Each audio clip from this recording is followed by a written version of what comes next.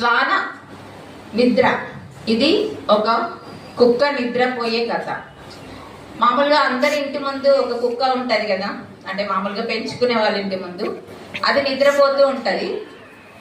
మనం సౌండ్ చేయకుండా, దానికి సౌండ్ రాకుండా పక్క నుండి వెళ్ళినా కూడా ఆ నిద్రలో నుంచి కూడా అది ఒకసారి కళ్ళు తెరిచి చూస్తుంది. మనం ఎంత సైలెంట్ గా వెళ్ళినా కూడా చూసి తనకు తెలిసిన వాళ్ళైతే మళ్ళీ నిద్రపోతుంది, తెలియని వాళ్ళైతే వాళ్ళు పారిపోయేంత వరకు అరుస్తూనే ఉంటుంది కదా. అది అలర్ట్నెస్.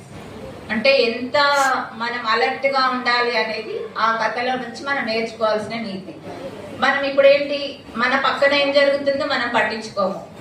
ఆ ప్రమాదం అనేది మన దాకా వచ్చినా మనం పట్టించుకోవట్లేదు. అలా కాకుండా అలర్ట్ గా ఉండాలి ప్రతి క్షణం. ఇప్పుడు ఏంటి, సోషల్ మీడియా ఇన్ఫ్లుయెన్స్ అనేది బాగా ఎక్కువైపోయింది పిల్లల్లో. ఫేస్బుక్, వాట్సాప్ లో తెలియని వ్యక్తులతోటి పరిచయాలు, అది ప్రేమ దాకా పెళ్లి దాకా పోవడాలు, పెద్దలను ఎదిరించి పెళ్లిళ్ళు చేసుకోవడాలు, మళ్ళీ వాడు హింసిస్తున్నాడు అనేసి మళ్ళీ విడాకులు తీసుకొని మళ్ళీ ఆ పేరెంట్స్ దగ్గరికి రావడం.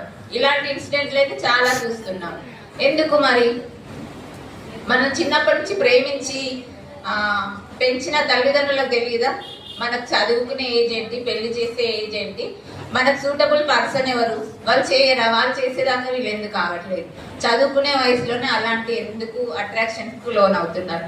ఇవన్నీ కూడా మనం ఆలోచించాలి. అలాంటి కథల నుంచి మనం నేర్చుకోవాల్సిన నీతి ఏంటి అనేది మాత్రమే తీసుకొని, చెడును అనేది మనము విస్మరిస్తూ మంచిని మాత్రమే స్వీకరిస్తూ మన జీవితాన్ని మనమే నిలబెట్టుకోవాలి, ఎవరో నిలబెట్టరు. కాబట్టి పట్టుదల, ఏకాగ్రత, అలర్ట్నెస్ అనేది మనము 3 విషయాలను అలవర్చుకొని మన సేఫ్టీ అనేది మనం చేసుకోవాల్సి ఉంటుంది. ఇంకా రీసెంట్